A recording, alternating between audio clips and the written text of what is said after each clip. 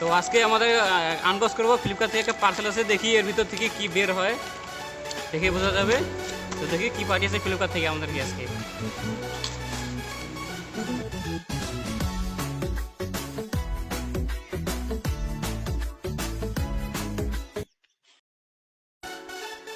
ও এটা একটা হেডফোন পাঠিয়েছে, দেখি আনবক্সিং করে ভিডিও ইয়ারফোনটা কেমন হয়।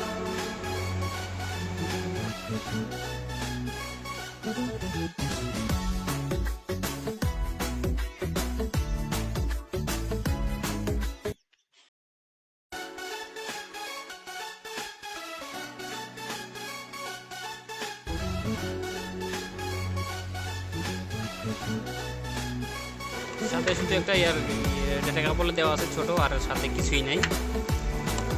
এবার দেখি ইয়ারফোনটা কেমন হয়।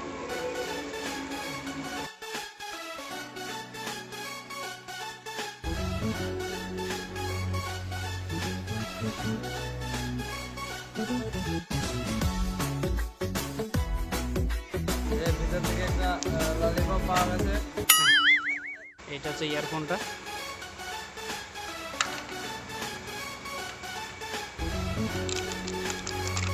বাহ, কম হয়ে গেছে।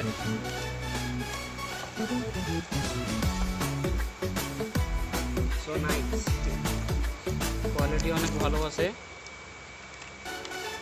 সব দিক দিয়ে খুব ঝাকাস।